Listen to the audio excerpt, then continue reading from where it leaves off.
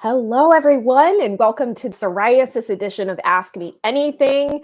This is the third live stream that I've done this month, actually this week. So I feel like I'm starting to get the hang of it. So if you have joined me on some of the others, awesome. If this is your first time here, because obviously people with psoriasis don't necessarily tend to concern themselves on the topic of eczema, and we don't tend to see so much of an overlap with psoriasis and histamine intolerance. So if this is the first time that you're here, welcome. So I would love if you are here to share in the chat what type of psoriasis you were diagnosed with and where you're tuning in from. And if you do happen to have any questions that you want to make sure that I answer today, please throw them into the chat. The reason is that I do actually look at the chat if this is your first time at one of these. And I like to, pepper in extra commentary and any type of things that come to mind because of a question you're asking. So please make sure to throw them in there. That way I can keep that in mind as we go through the next, I don't know. I've put no time limit on these live streams. The first one was about 2 hours long, surprisingly. Yesterday's was about an hour and 15 minutes long. So my hope is that we'll hang out for the next hour together.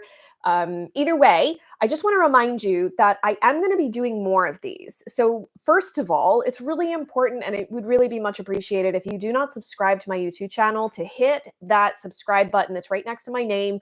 If you're viewing this on a computer, it'll be right under this video window. And then if you're on your phone, it'll be somewhere there. But it would mean a lot to me. Not only will you get notified when I schedule these types of lives, because I will be doing them in the future. I have another one scheduled actually for Wednesday, January 10th, and that's going to be on specifically Candida overgrowth. That way you'll get notified, not only when they're scheduled, but also when I'm going live. So it's super easy for you to jump in. You don't necessarily have to depend on an email to remind you of where this is happening, and you'll be able to interact live.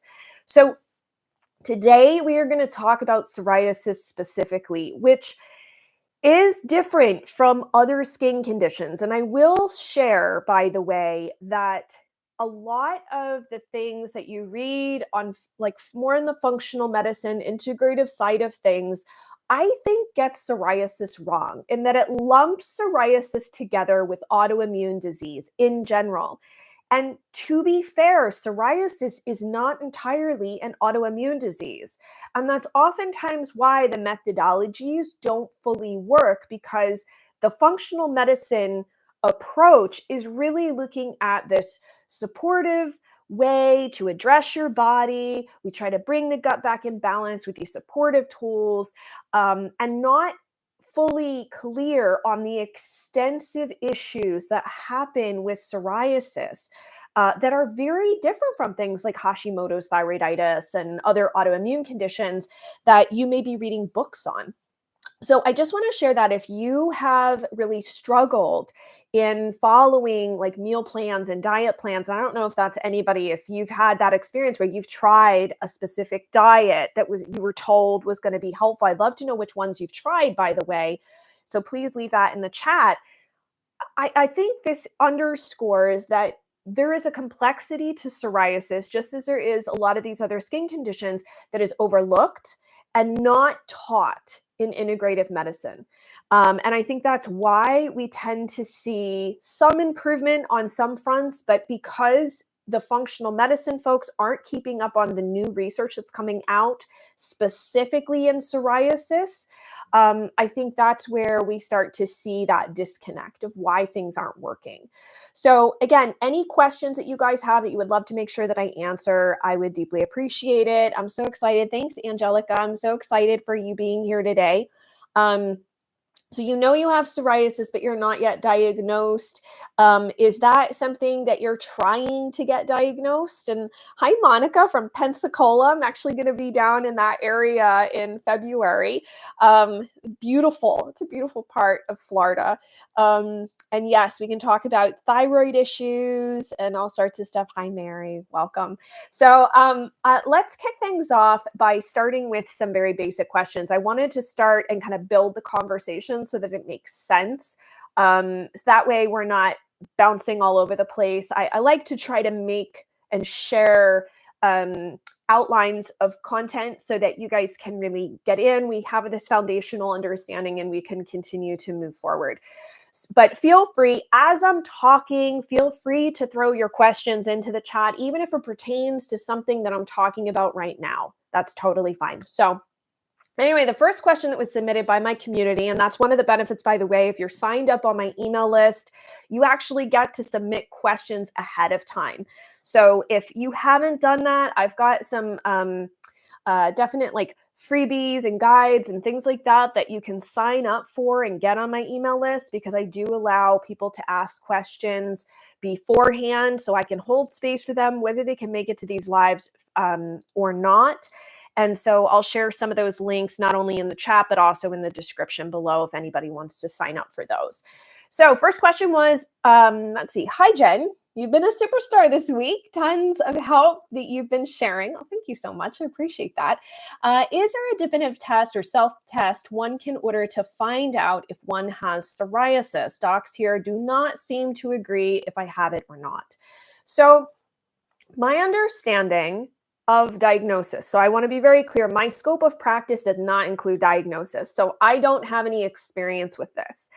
But one piece to psoriasis is that it tends, not always, but it tends to show up in areas that are kind of opposite from eczema, in that like it'll impact like the outside of joints, the bony parts of joints, as opposed to the inside of the joint. So eczema tends to show up on the inside of the elbow, not on the back side. Now, that's not always the case, but that's one kind of rule of thumb that you can sort of go by.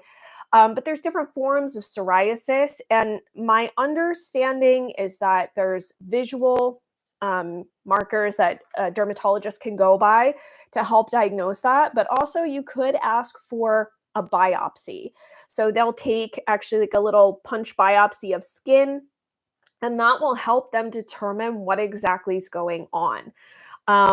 As far as like blood labs and things like that, there's really nothing else from my understanding that can help them make that diagnosis. I've interviewed like Dr. Peter Leo, for example, on testing that dermatologists do to figure out like the type of condition you have versus whether you have an infection or whatever, and what kind of infection you have. And at no point was there like a specific, this is exactly how this test will tell you, if you have psoriasis. There's nothing like that. I think the biopsy and looking at what's happening to the tissue itself, the skin tissue, is probably the closest thing. So if you haven't had a biopsy, that might be something to go back and ask your doctor for. Obviously, there are certain hallmarks to psoriasis that separate it from other skin conditions, things like metabolic imbalances, fatty liver disease, etc. But you can still have those issues if you have eczema, if you have rosacea.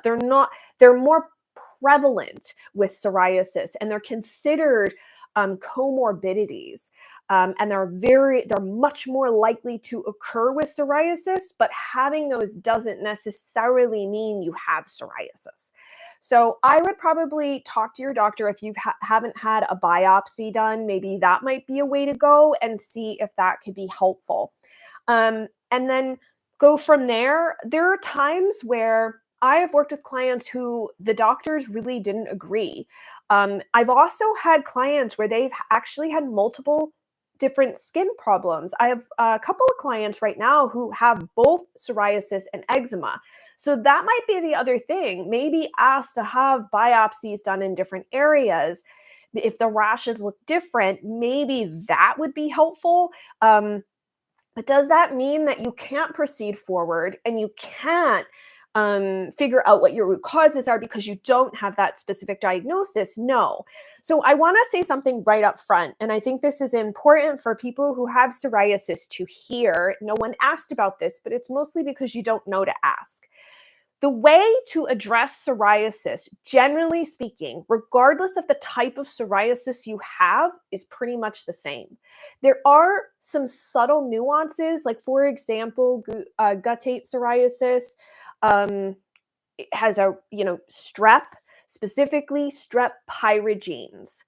That type of strep is and can be a trigger, and there's plenty of data on that has been shared, even on the Healthy Skin Show. I've talked about it a little bit here and there, but that is a trigger for guttate psoriasis, where it's like more like the little circular patches and spots that show up. Um, in terms of other triggers, that differs. But I think it's really important because sometimes we get too, like we start to go, well, I know we've got some questions on inverse psoriasis today. So somebody who has inverse psoriasis versus somebody who has scalp psoriasis versus someone who has plaque psoriasis. Well, what's the exact plan to resolve this? I don't want to hear about guttate psoriasis, or I don't want to hear about inverse psoriasis because I have scalp psoriasis.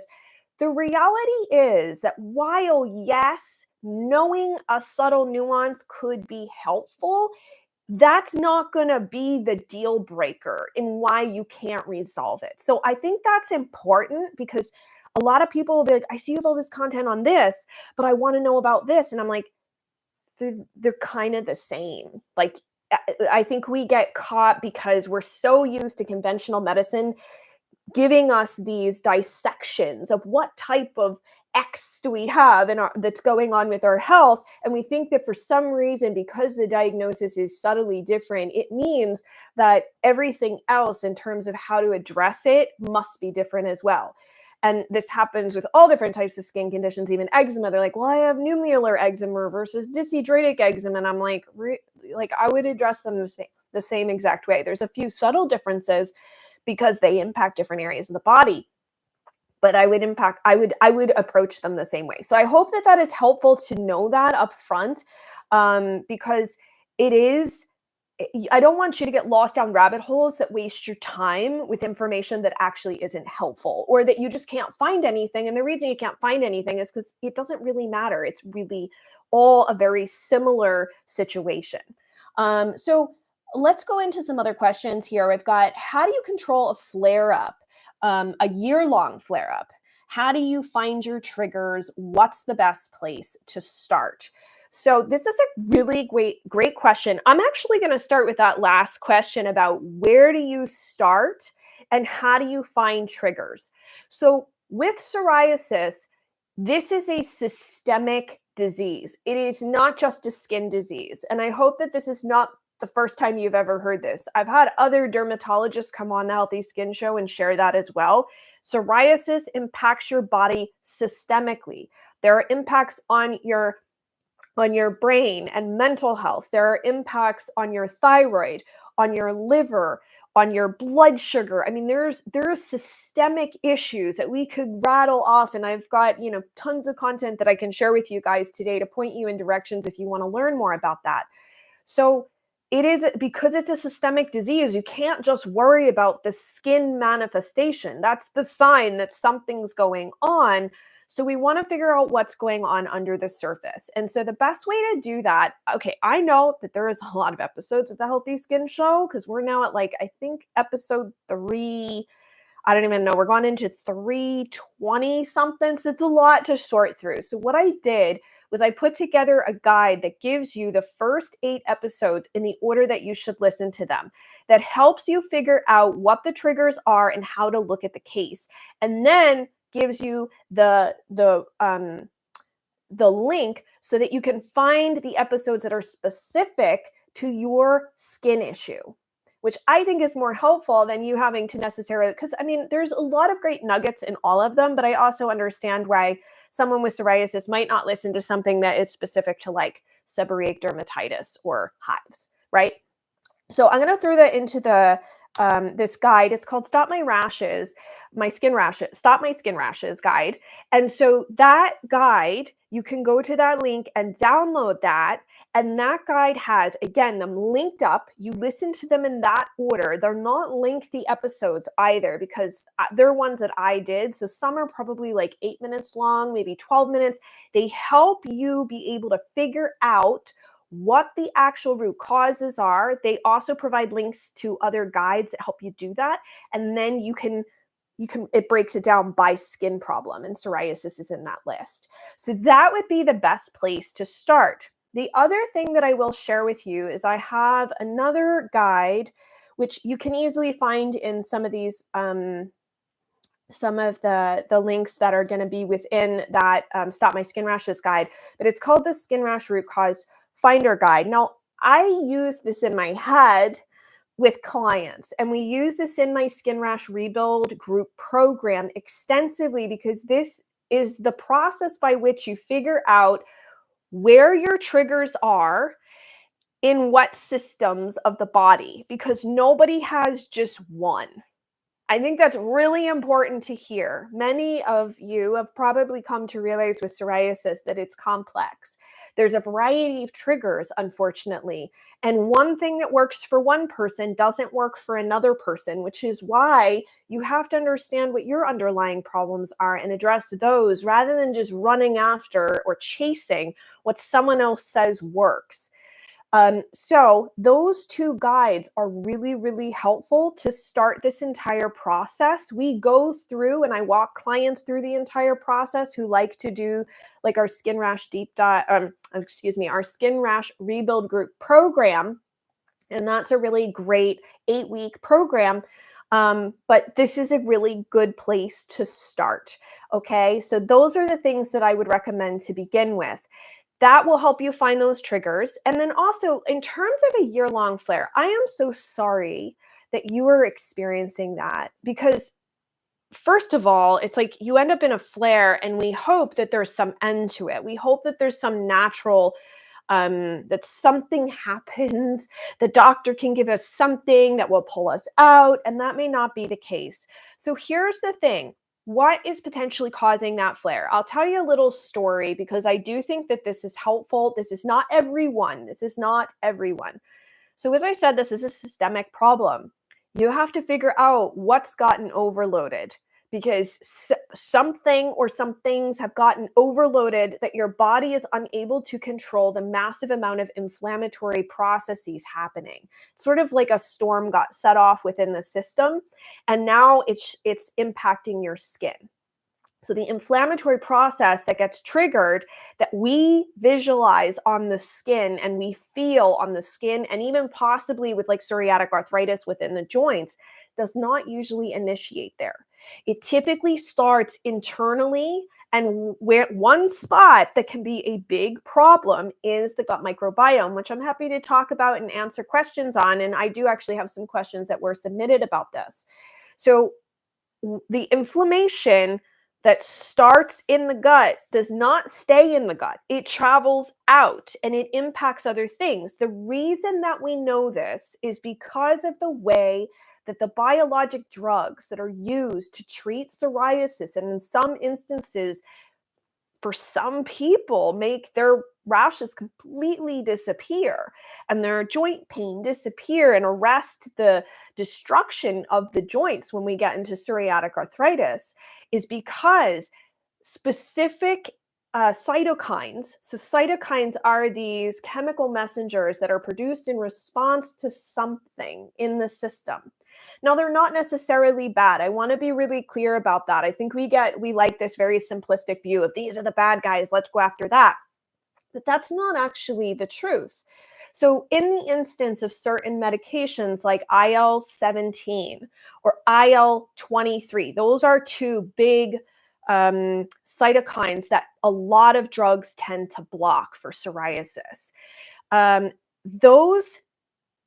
Those things get triggered by certain organisms that shouldn't be in the system.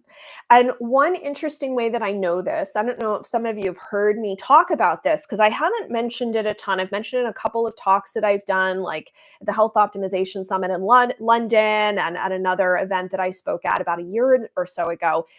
But I had gotten an email from one of the drug companies. I don't know how I got on their list. I had never heard of them before, but my email gets on a lot of people's lists who are doing different things and want to promote different medications on the Healthy Skin Show, none of which I've ever worked with. And I'm not super, down for that. That's not what people come to the Healthy Skin Show for.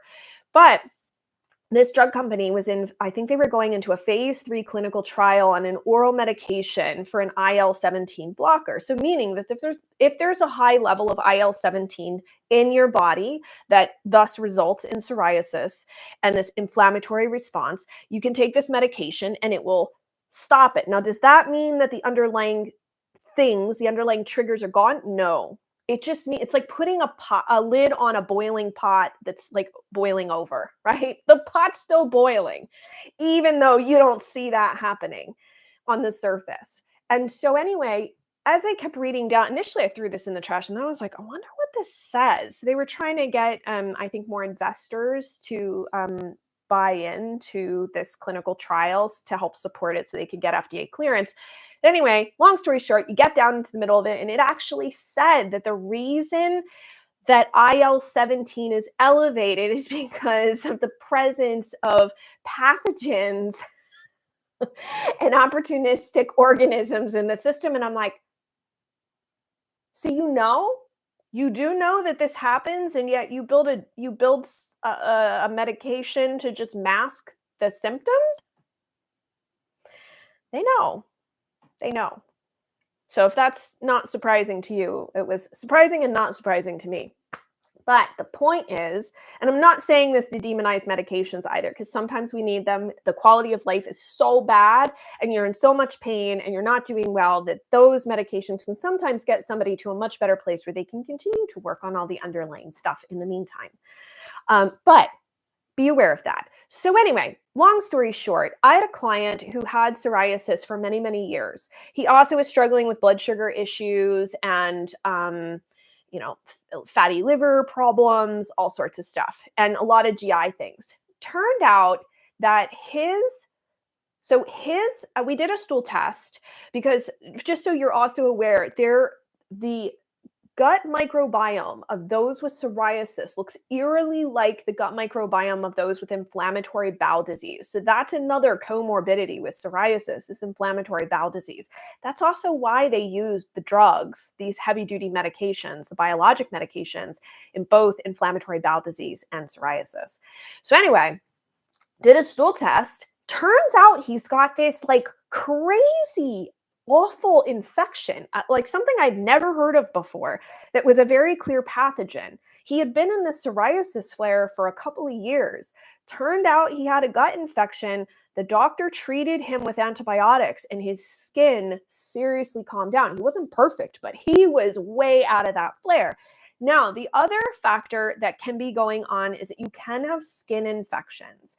That's the other thing. And somebody did ask about that. They said, hold on a sec, I'll find that question for you guys. Is it possible to get a skin infection if you have psoriasis, and what symptoms should I look for?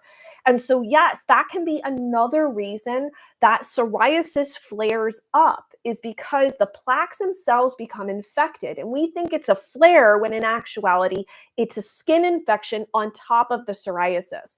So I know for folks who have like eczema, for example, they tend to be more I would say, knowledgeable, not always, but more knowledgeable about skin infections. But I find that a lot of people with psoriasis have no idea that their skin can actually become infected. And so I think that this is another great point, and I'll share. I know this is about symptoms of a staph infection, but you can have skin infections that range from Staph aureus. You can have strep skin infections. You can have a Pseudomonas skin infection as well. You can also have infections of candida and fungal organisms in the plaques.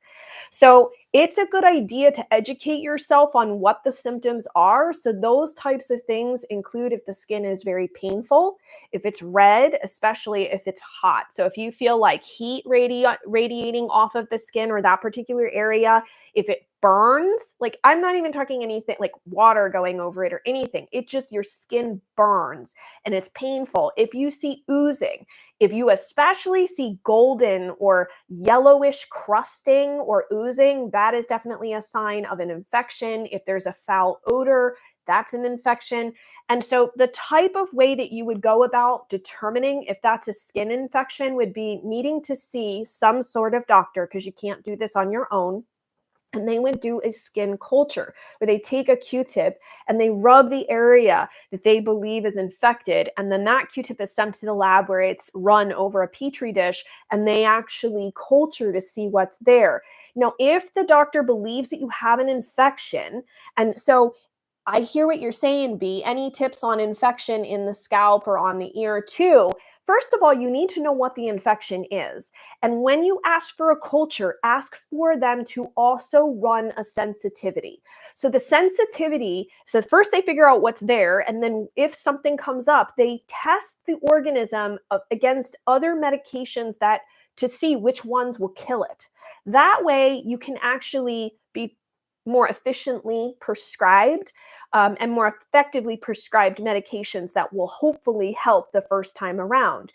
Now, sometimes just a topical medication might suffice, but if it's pretty extensive, it may be worthwhile to try an oral medication, especially if it's an antifungal medication, can a lot of times be really helpful taken orally. It has a very different impact than an antibiotic. So it's not going to wreck the gut like an antibiotic will, because it's really only targeting fungus and candida and fungal organisms as opposed to like the bacteria. So food for thought on that front. Also, the other thing, so if you don't have an infection, the other thing that you can also do with flared up plaques, and this can also be helpful for the scalp as well, is to get some sort of shampoo that has zinc in it. So there's one shampoo called Happy Cappy in the United States. You can get it on Amazon. It looks like a kid shampoo, and it has zinc in it. And you can scrub those areas and leave the suds to sit on the plaques for up to like 3 to 5 minutes before rinsing it off. That way, it will also help with if there's fungus impacting the skin. It's really surprising. There's a high number of fungal overgrowth, both internally as well as on the skin, that can happen for those who have psoriasis. So that may also be helpful. I don't know that I've heard from too many people that like rosemary oil and such is all that effective.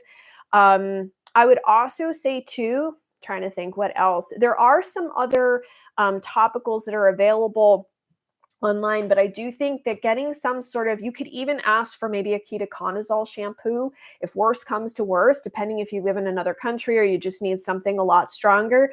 And you don't have to just use it on your head. You could use it on other areas of the body. But if it's an infection, it's a different story.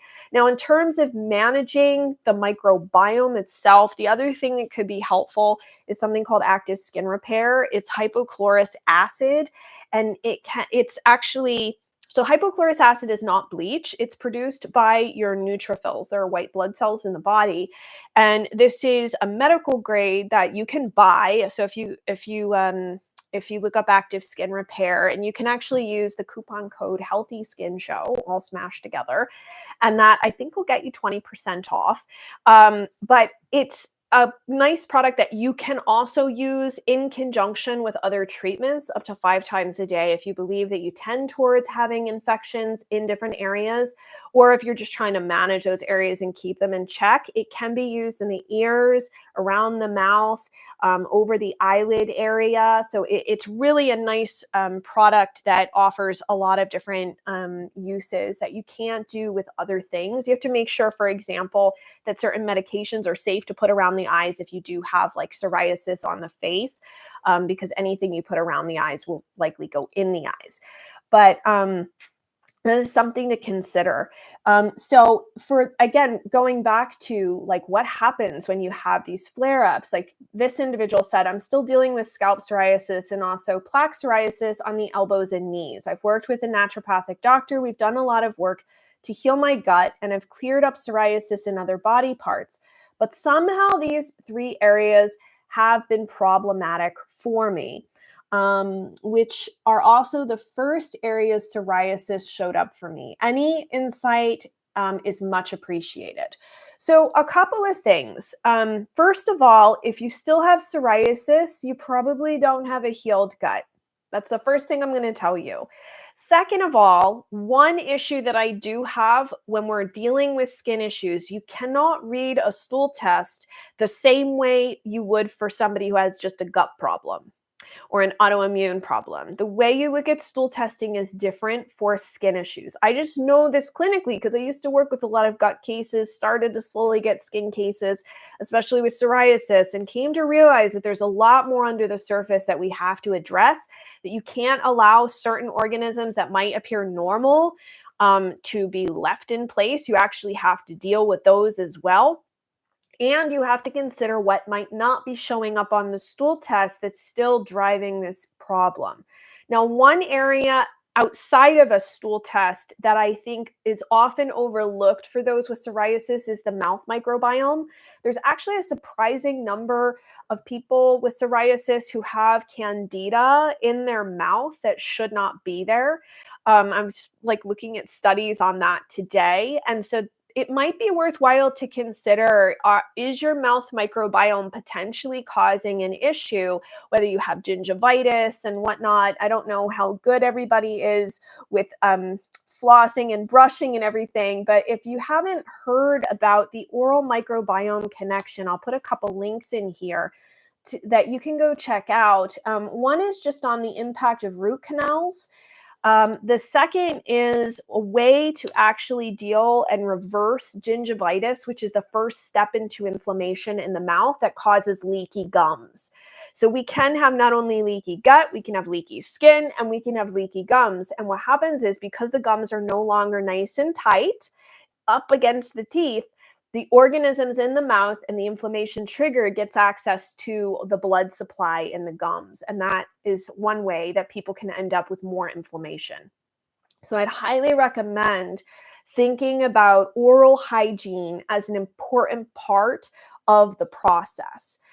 The next step that I would also consider is the liver and nutrients required to run the liver. So, as I mentioned in the beginning, there is a huge relationship between the liver and psoriasis, specifically with non-alcoholic fatty liver disease, liver fibrosis, etc. So we really do need to be on top of the liver.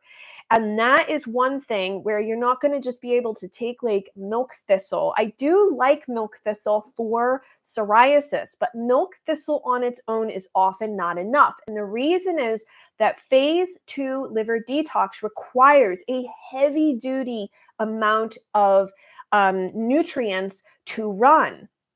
If we don't have those nutrients present, most of which we do not make in our body, so if you don't have a constant supply to handle this increased load, then you're going to have backups that are going to cause major inflammation and other problems.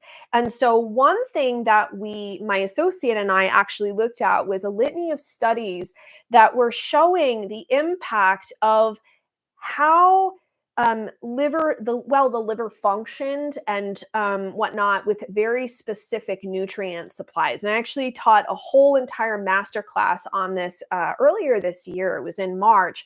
So we had a lot of people in our community who added that to their library. But that is really helpful, because what we learned from it in testing out our different theories was, number one, it is crucial for someone who has psoriasis to know what nutrient deficiencies they have. Now, something like vitamin D and vitamin A aren't necessarily going to impact your liver pathways. However, when we see somebody that is increasingly depleted, and I'll just share here, I pulled a link to common nutrient deficiencies in psoriasis, so you know what you can ask your doctor for. This is part of it. It's knowing what general nutrients are depleted. And then what we did clinically was we ramped up the nutrients that the person needed to therapeutic doses. And we had no idea what would happen. It's just like, our clients that we work with all over the world are like game to do anything, because they've tried cleanses, they've worked with functional practitioners, they've done a lot of stuff already. So a lot of times they're like, oh, you have an idea, I want to do it. And sometimes and I'm very honest with people. Sometimes I'm not entirely sure. I have a theory. Do you want to give this a try? And so anyway, long story short, in providing this therapeutic dose of regular nutrients that they were already deficient in, plus the nutrients for phase 2 liver detox. So I don't know if some of you have seen it, it's on my Instagram, that we've had a number of psoriasis clients whose plaques have gone from like bright red and scaly to like soft and pink within like days. And I'm not saying this to make some sort of claim. Like, I didn't know that was going to happen. And it's not happened in 100% of people, but it's happened in quite a few people that it is significant for us. And so literally one of the photos, I think she took the first photo on August 5th before she started, and then took a second photo on August 20th. And I was like, I asked my associate to go back and double check that those dates were correct, because I could not believe the change that she had experienced. It was so, like, even for me, I was like, really? Is that correct? Like, that seems too fast. But we've seen that in other clients. And what we came to realize was that the deficiencies were really hindering, because think about nutrients as tools, the tools your body and your cells need in order to do things correctly and to do what they need to do, right? Whether it's producing energy or methylating or whatever it is, they need these nutrients. And when you're super nutrient depleted, now, again, can you do this with diet? Maybe, but honestly, at that point, there's a huge gut microbiome problem that can hijack your body's ability to extract nutrients appropriately and absorb them at levels that you need from a therapeutic standpoint. So we were using supplemental therapeutic doses. Okay, so I just want to be very transparent about that. But it was really, really helpful. So if you want to dive into this whole like liver detox thing, I actually have a whole liver detox series. So you can get a little bit more information. I'll put that into the chat as well. This is part 1, and then it'll lead you to part 2 and part 3, and explains the different pathways. It's a really nice overview. And then we do have the master class, and then we teach extensively about this and actually have our psoriasis therapeutic repletion protocol for those who are in our skin rash rebuild program. So we actually give that to people within that program, because they learn how to use it and how to look for what they need to actually be manipulating in their own diet and their own supplement regimen. But it is a really important thing to know that your liver is also directly impacted by the gut. So like I said in the beginning, or a little bit ago, there's that weird connection between IBD, inflammatory bowel disease, and psoriasis, that the gut microbiomes look eerily similar. And that's not my own comments. That is coming from researchers who are doing this type of research now. These are from recent papers. They were really shocked to see this. And so one thing that this was always my theory, right? We were using the term non-alcoholic fatty liver disease to describe much of these liver problems that people would end up with in psoriasis, but they don't drink alcohol, so it's non-alcoholic. So how'd you end up with the fatty liver disease in the first place? It was sort of like IBS. We don't exactly know what you have, but you got some sort of like gut problem, right? It's the same thing. You've got this liver issue. We don't really know why it's happening. You're not consuming alcohol, though half the time a lot of clients have relayed to me that the doctor doesn't believe them that they're not drinking alcohol.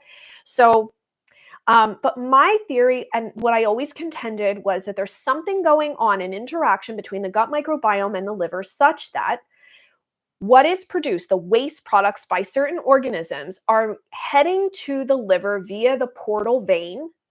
And as a result, they are being exposed to alcohol byproducts and other toxins from the gut microbiome.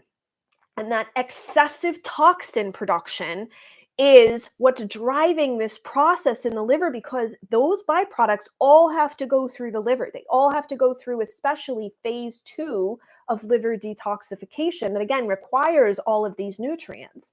And so that's a really important thing to consider, why you don't want to just look in one area. As I said, this is a systemic problem. And then I actually was at the A4M Functional Medicine Conference back in May, and there were several presentations by doctors that actually showed this intricate connection between what goes on with the gut microbiome, especially when it is dysbiotic or imbalanced, and then how that impacts the liver and drives fibrosis and non-alcoholic fatty liver disease. So it was really cool to kind of see that in real life, that I wasn't the only person who was thinking this way. One thing I will say, and someone did ask about this, is when is the best time to take glycine for liver phase 2 detoxification? So for those of you who don't know, there are different pathways in phase 2 detox. One is the glycine cleavage system, which specifically needs the amino acid glycine. So I'll give you a couple like clinical insights that we've tested out in our practice that do and don't work. So the first thing is you can't count the glycine that's included in your diet. You can't also supplement with additional collagen, which is admittedly high in glycine. You cannot use that as the source. I don't know why we have not seen that actually work. You have to supplement with glycine itself, the amino acid. That is more potent and for some reason seems to make a bigger difference. I can't tell you why. I don't have any reason. I can tell you what we have tried. And this has been like 5 years of doing this. And it is just more effective if you actually use the amino acid itself. So glycine, not glutamate. It's specific to glycine. Now, glycine is required to repackage toxins that specifically come from the gut microbiome. It repackages or detoxifies other things, including things like salicylates, but specifically benzoates that are produced by the gut microbiome. Some of their waste products are benzoates. The glycine converts benzoate to hippurate, which can be urinated out, right? So phase 2 liver detox is really specific. It's different than phase 1. Phase 1 is manipulated a lot of times through herbs and other vitamins like B vitamins, whereas phase 2 is different. It requires specifically nutrients, and it isn't quite as heavily dominated by genetics as well. Coffee also is a big upregulator that increases phase 1 detox. The problem is if you don't have the nutrients for phase 2 detox, everything gets stuck. It can't move out of your body. It can't go anywhere because it has to be repackaged in phase 2 in order to be prepared for excretion, which is phase 3. And so that's why the nutrient piece is so incredibly crucial. So glycine is really important. You can take glycine long term. There is no issue with that because again, it's just an amino acid. Generally speaking, I can tell you because I don't know anybody here aside from some of the people whose names I recognize. But again, I can't speak from like you should do this because I don't know your case. But generally speaking, it is safe to test out taking 3 to 5 grams of glycine powder a day. And you can add it to something. You can add it to like yogurt. You could add it to a smoothie if need be. The best way to take amino acids tends to be on an empty stomach with nothing else around it. But if you can't do that, that's fine. And also glycine, just be aware, has an extremely sweet taste. So some people find it off-putting and have to mix it into other things in order to tolerate it. That being said, if you have trouble sleeping at night, it could be a good idea to take it at night before bedtime because it can also help, again, with the liver detox pathways, but it may also help you sleep. So that's another bonus. And number 3, it also is safe to take if you have metabolic issues or blood sugar issues. And I've actually seen papers they were written up by registered dietitians who were suggesting that possibly glycine could be used as a sweetener for those who have blood sugar issues or diabetes because it doesn't spike your blood sugar, but it has that sweet taste that you might want and could be used sprinkled on things to help sweeten something and make it more palatable. I've never tried it, but you could certainly do it. I have some clients that absolutely love the taste of glycine, and I have a handful that are like, oh, it's just too sweet for me, so I have to mix it into something to take. But glycine is a big one. The second thing is we always want to look at our liver enzymes. So you would get that on either a hepatic panel or a comprehensive metabolic panel. You might see it on a basic metabolic panel. But you have to go fasted for these. If you're not fasted, so you've eaten or you've drank coffee or you worked out before you went to get your blood labs, those liver enzymes are no longer accurate and can't be used. But we want a fasted ALT an AST enzyme. And if those are elevated, if they are above, I would say outside of the functional range, but if they are even high, that may also indicate a need for vitamin B6. So a lot of times we will encourage clients, and I've written about that too in the liver series as well, about the use of vitamin B6 to help with the liver. However, I just want to say one thing about B6. You can take too much of it. So don't necessarily get in this mindset that more is better. You can actually take way too much that can cause not good symptoms. So it's not because it's a B, I know it's a B vitamin, I get that, but not all B vitamins will get just urinated out because they're water soluble. B6 is not one of them. So to go to higher therapeutic doses, you would have to work with a clinician, either a doctor or a clinical nutritionist like myself, to help determine what that level is. But anywhere from like a 10 to 15 milligram a day of B6 should be okay, is like a general rule of thumb. You cannot easily get that through food either, by the way. B6 is found in very, very small quantities, and the amount that you would need to eat to get to like 10, 15 or more is like, it's just not possible. The other thing somebody had asked was, how long can you safely take P2 detox? So one thing that, for those of you who may not know, we actually have a line of products that we put together, and this one specifically is of my own creation. So it's called P2 Detox. It is not a liver detox supplement. It's a liver nutrient support supplement for all of the phase 2 pathways. And so that's available at quellshop.com. It does not cause reactions. It does not cause flare-ups. It is not, it's not like that fear of I'm doing a cleanse. It's not a cleanse. It provides the pathways, the nutrients that it requires, and helps feed things into the system so you can get that liver moving. So we've had a lot of great results and great testimonials from people who use that product. And I'll make sure I'll throw that, actually, in case anyone wants to go check that out. You can check that out in the chat. I have that right there over at quellshop.com.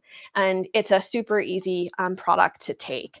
So that's one thing. And in terms of nutrients, like I was saying, with the nutrients, like you have to have at the bare minimum a good multivitamin as well. Like I said, it's not just to support those basic nutrients levels. It's also to go above and beyond that. And so we do have a really great multivitamin that's specific for skin issues called One Daily Multi over at Quell Shop as well. So that's something to check out. It's also got like CoQ10 and all sorts of things to help support your mitochondria, produce energy, and other nutrients like zinc and whatnot that your body actually needs for skin health. So I'd highly recommend checking that out as well. So in terms of other questions, let's talk a little bit about the microbiome, because I do think that that could be helpful, and it kind of does feed into the inverse psoriasis piece. So what do I do if my microbiome is the main result from your assessment? So that would be, for example, if you guys did that guide that I shared with you, the skin rash root cause finder, and you had the gut microbiome turn up as the next, like the big thing, right? One of your big 3 to 6 root cause factors. The next step would be looking at stool testing. I would say for sure it's not just the stool test itself. Obviously, you want to be evaluated if that's within your means to be able to figure out what's going on. But I do have a whole guide on the best type of stool testing to get. Because a lot of the stool testing out there that is marketed to us is not appropriate to help you figure out a root cause, to help you find like that infection that that client had and other underlying factors. And so they can't tell you that because that's not the type of test that they are. And this blog post will go over the types to avoid and the better ones to get that can be used clinically to develop protocols off of them to help with what you're looking at. And the reason that I share that, again, is because it gives us answers. It gives us data that we cannot just naturally look at. We can't like look inside of our gut microbiome and see what's there. We do need to take a look at what's going on internally, because that whole environment can trigger those cytokines that can increase not only our inflammatory picture, but also can cause issues with the liver. So that's a really important thing to take a look at. I did want to, kind of like veer into psoriasis, for example, with in terms of this inverse psoriasis. I actually have an episode on inverse psoriasis on the Healthy Skin Show. Again, I'll put that into the chat for anybody who's interested in that and wants to take a listen, read, or watch the video.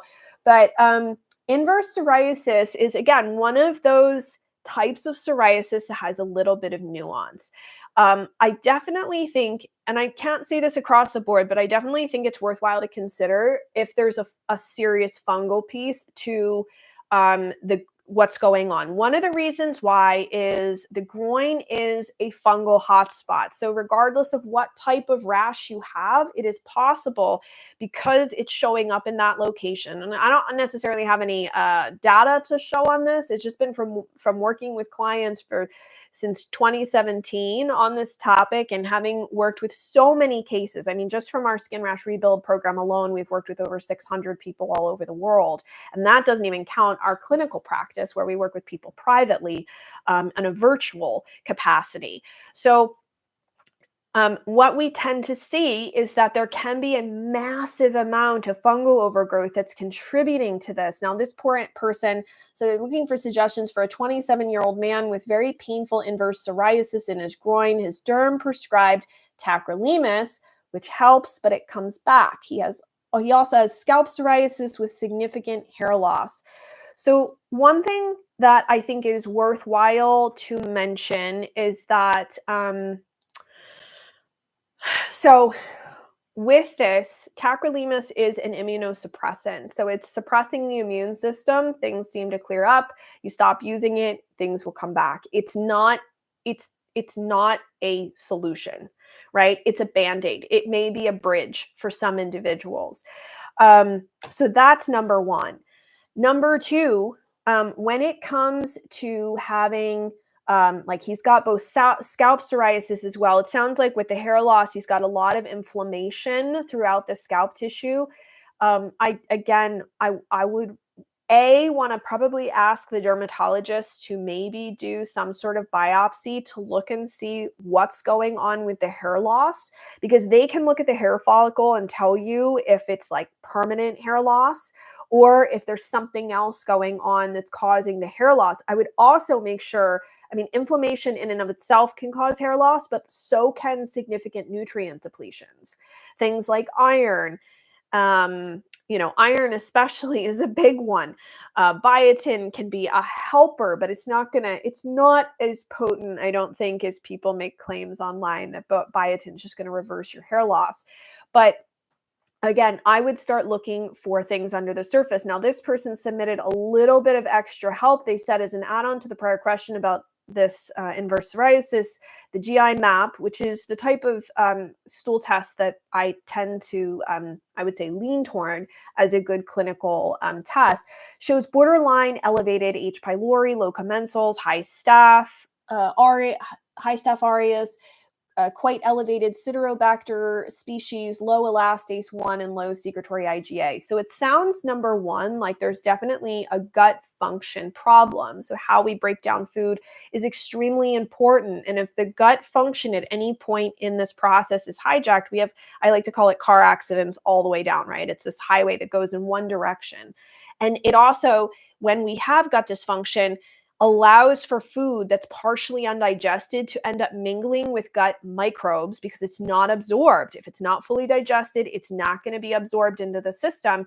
So it inappropriately mingles with the microbiome, both in the small intestine as well as in the large intestine.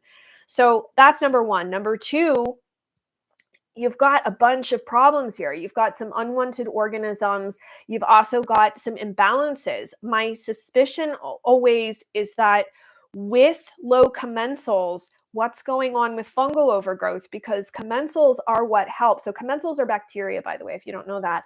Commensal bacteria help keep fungal organisms in check.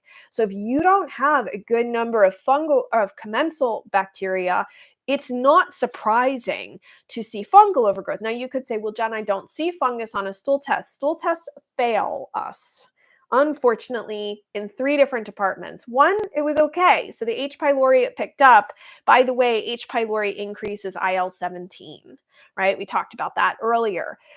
So you definitely need to deal with it, whether the person has heartburn and symptoms of GERD or whatever or not. You have to deal with that.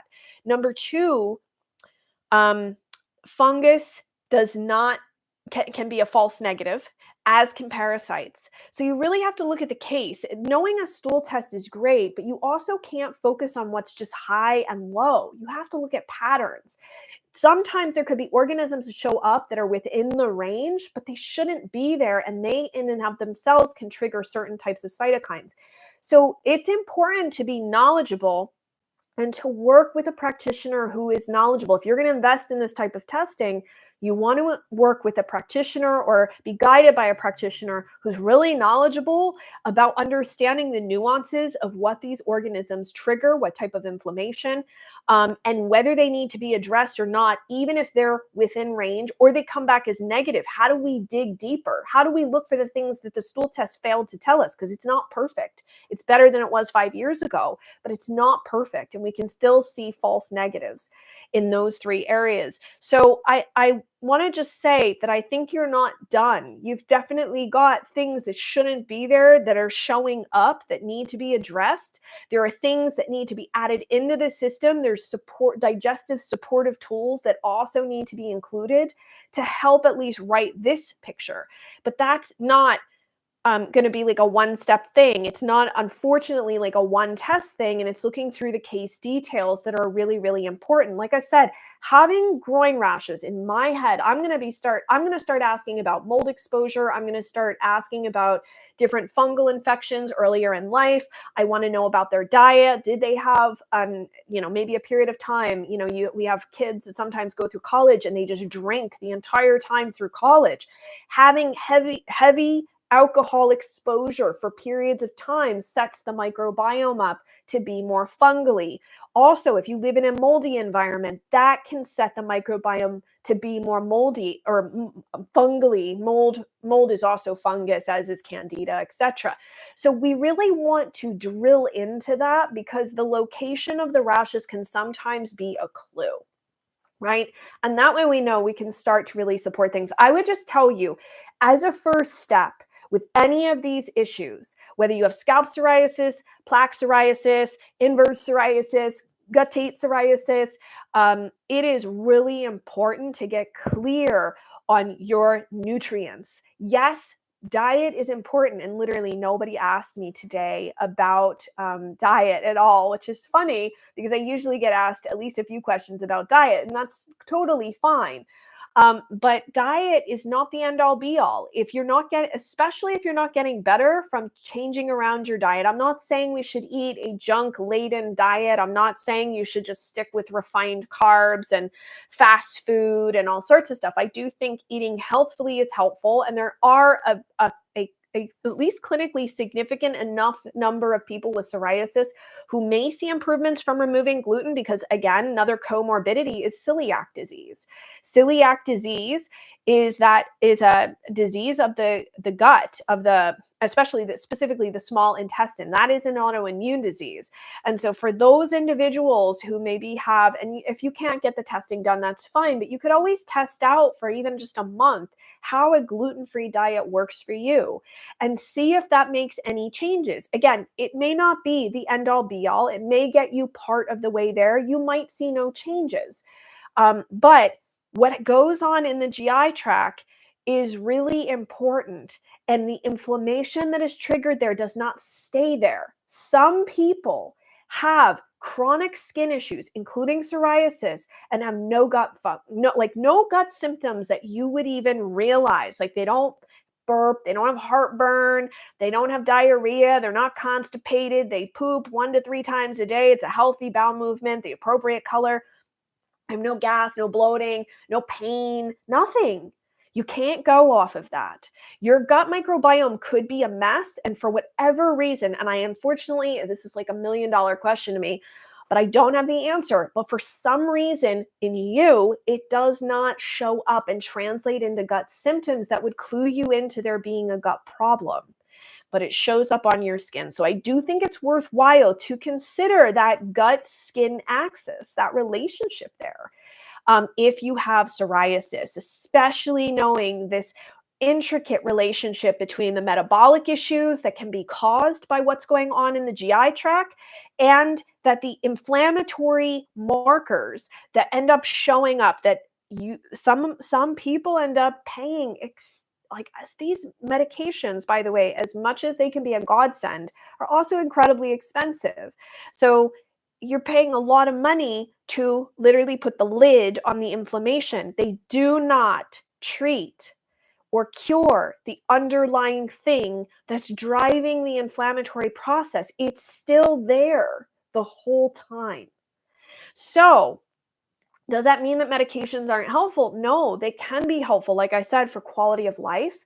And you can absolutely do all of the other work at the same time while you're on different psoriasis medications without an issue. So that if you someday want to potentially titrate off, you do actually have that potential chance to do so. So I hope that that's helpful and just gives you some perspective. And especially if you do have guttate psoriasis, I would just also say you could go back to your doctor and ask them to run an anti-strep.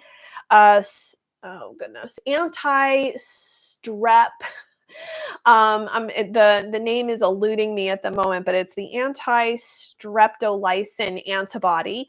And that antibody can be helpful in knowing if a strep infection is possibly still what's going on.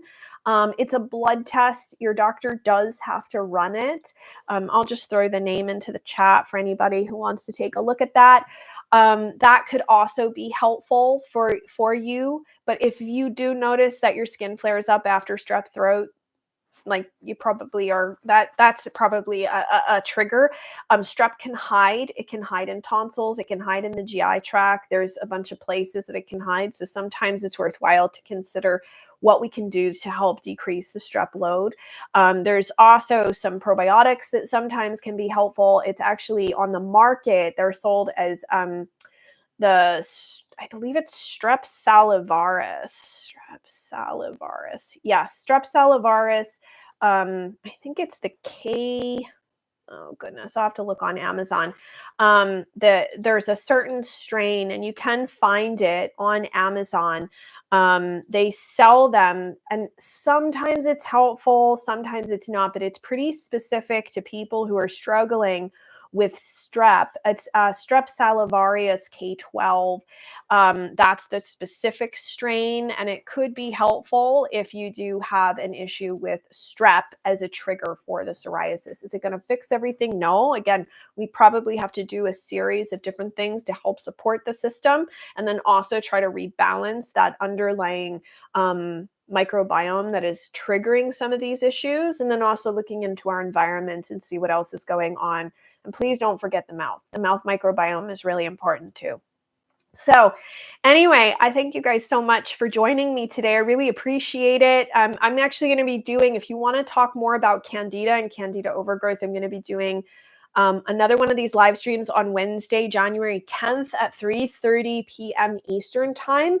If you want to learn more about how to dig around for the root causes, why a lot of these common suggestions are not working very well, I'm actually going to lead a webinar on Tuesday, January 9th at 7 p.m. Eastern time.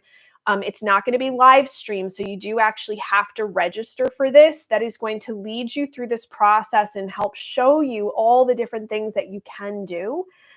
It is available at rebuildhealthyskin.com. I'll throw that into the chat for you if you want to register there. It is a one-time invitation to come to a webinar. There's no cost, but it's usually 2 hours, and we're going to talk a lot about different common things that do not work, the reasons why, and deconstructing how we need to figure out what the triggers are, what the solutions are, and how you go about doing that. So if that's something you're interested in, please join me. It's at rebuildhealthyskin.com. You can sign up for that. And yeah, so like I said, the supplements that we use in clinical practice that were developed for people with chronic skin issues can be found at quellshop.com. And if you are looking for some more private one-on-one help, we do work with clients all over the world. You can actually head to healthyskinshow.com and you'll see in the navigation bar up above, work with me. And that's the way to start that process and see if you'd be a good fit. We have clients all over the world because we do everything virtually. And we're very, very creative, whether you can swallow capsules, whether you need liquids, whether you need diet tweaks. We really work to support our clients wherever they are. And we have a great time doing it and good relationships, which is always fun. So anyway, I look forward to seeing you guys in an upcoming event. I thank you so much for your time. Thank you so much for your questions. I deeply appreciate it. And please stay in touch if there's anything else that you want to learn about or hear about or questions that come up after this. Just leave them in the comments below this video or connect with me online. I'm on Instagram at Jennifer Fugo. So I hope to see you guys later and have a happy holidays and a beautiful new year. And I'll see you soon. All right. Bye, everyone. Have a great day.